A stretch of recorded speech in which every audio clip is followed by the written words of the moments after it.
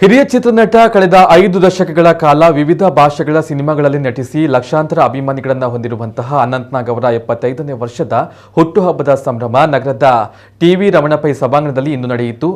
ಸಭಾ ಕಾರ್ಯಕ್ರಮಕ್ಕೂ ಮುನ್ನ ಅನಂತನಾಗ್ ಹಾಗೂ ಗಾಯತ್ರಿ ದಂಪತಿಯನ್ನ ಸಾರೋಟಿನಲ್ಲಿ ಡೊಂಗರಕೇರಿ ಕೆನರಾ ಹೈಸ್ಕೂಲ್ನಿಂದ ಮೆರವಣಿಗೆಯ ಮೂಲಕ ಸಭಾಂಗಣಕ್ಕೆ ಕರೆತರಲಾಯಿತು. ದೀಪ ಬೆಳಗಿಸುವ ಮೂಲಕ ಕಾರ್ಯಕ್ರಮಕ್ಕೆ ನಾಗ್ ದಂಪತಿ ಚಾಲನೆ ನೀಡಿದರು.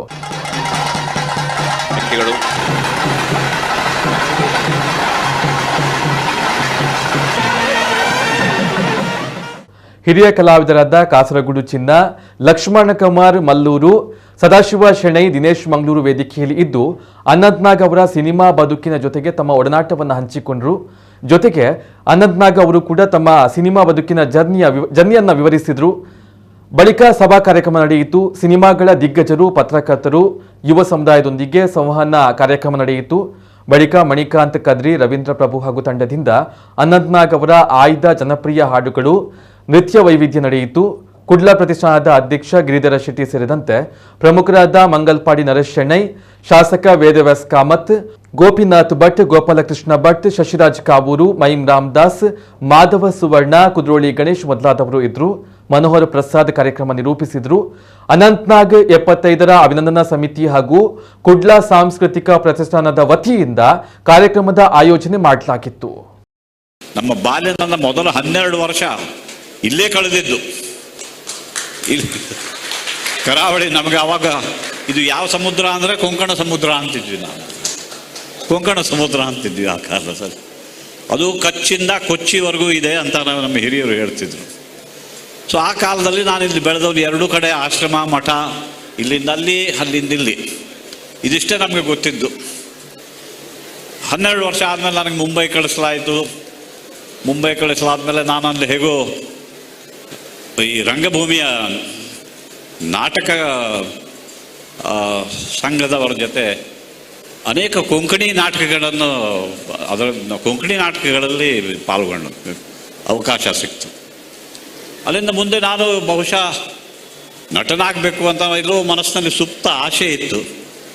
ಅದ್ರಲ್ಲಿ ನಟನಾಗಬೇಕು ಅಂದರೆ ಎಲ್ಲ ಜನ ಒಂಥರ ಬಹಳ ಆತಂಕದಿಂದ, ಅಂದರೆ ನನ್ನ ಹಿತೈಷಿಗಳ ಆತಂಕದಿಂದ ನೋಡುವರು. ಅಲ್ಲಪ್ಪ ಅಲ್ಲಿ ನಾಟಕ ಮಾಡು ಬೇಡ ಅಂತ ಅನ್ನೋದಿಲ್ಲ, ಆದರೆ ಹೊಟ್ಟೆಪಾಡಿಗೆ ಏನು ಮಾಡ್ತೀಯ ಅಂತ. ಯಾಕಂದರೆ ಅಷ್ಟು ಅನಿಶ್ಚಿತತೆ, ಸರಿಯಾದ ಎಲ್ಲಿ ಮುಂದೆ ಜೀವನ ಹೇಗೆ ಸಾಗಿಸ್ತೀಯ ಅಂತ ಅನ್ನೋ ರೀತಿಯ ಸಮಸ್ಯೆ ಅದು. ಆದರೂ ಹೇಗೋ ನಾಟ್ಯರಂಗಕ್ಕೆ ಬಂದೆ. ನಾಟ್ಯರಂಗದಲ್ಲಿ ಸುಮಾರು 5 ವರ್ಷ ದುಡಿದ ನಂತರ ಚಿತ್ರರಂಗದಲ್ಲಿ ಅವಕಾಶ ಸಿಕ್ಕಿ ಆಮೇಲೆ ಇವತ್ತು 75 ವರ್ಷಗಳು ಕಳೆದಿವೆ. ನನಗೆ 75-50 ವರ್ಷ ಸಿನಿಮಾದ ರಂಗದಲ್ಲಿ, 5 ವರ್ಷ ರಂಗಭೂಮಿಯಲ್ಲಿ ಕಳೆದು ಕೆಲಸ ಬಂದಾಗ ಕೊಂಕಣಿ ಕನ್ನಡ ನಾಟಕದಿಂದ ಪ್ರಾರಂಭ ಮಾಡಿದವನು ಇವತ್ತಿಲ್ಲಿ ಬಂದು ಮಂಗಳೂರಲ್ಲಿ ತಮ್ಮ ಮುಂದೆ ಹಾಜರಾಗಿದ್ದೀನಿ.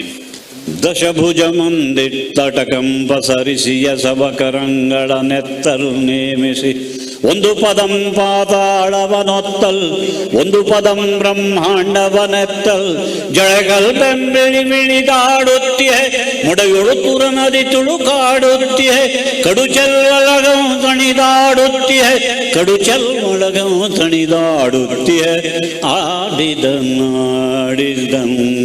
ಆಹಾ ಶಂಕರ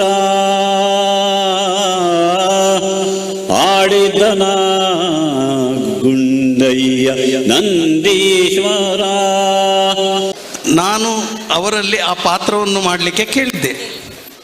ಅವರು ಅದಕ್ಕೆ ಹಾನು ಹೇಳಲಿಲ್ಲ, ಹೂನು ಹೇಳಲಿಲ್ಲ. ನಿನಗೆ ಟೀ ಬೇಕಾ ಕಾಫಿ ಬೇಕಾ ಕೇಳಿದರು. ಅದರ ಅರ್ಥ ಅವರಿಗೆ ಆ ಸ್ಕ್ರಿಪ್ಟ್ ಇಷ್ಟ ಆಗಲಿಲ್ಲ. ಕೊನೆಗೆ ಒಂದು ಶುಗರ್ಲೆಸ್ ಟೀಯನ್ನು ಗಾಯತ್ರಿಯವರು ತಂದು ಕೊಟ್ಟಾಗ ಮತ್ತೆ ಒಂದು ಪ್ರಶ್ನೆ ಕೇಳಿದರು. ಅವರಿಗೆ ಅದು ನೆನಪಿಲ್ಲ.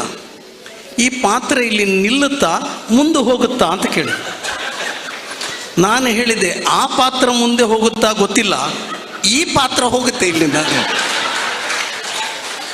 ಹೀಗೆ ಅವರ ಜೊತೆ ಲವಲವಿಕೆಯನ್ನು ಮಾತಾಡ್ತಾ ಅವರನ್ನೇ ಒಂದು ಆದರ್ಶವಾಗಿ ಇಟ್ಟುಕೊಂಡು ಮುಂದೆ ಬೆಳೆದವರು. ನಾವು ಬೆಳೆದವರಂದರೆ ಬೆಳೀಲಿಕ್ಕೆ ಪ್ರಯತ್ನ ಪಡೋರು.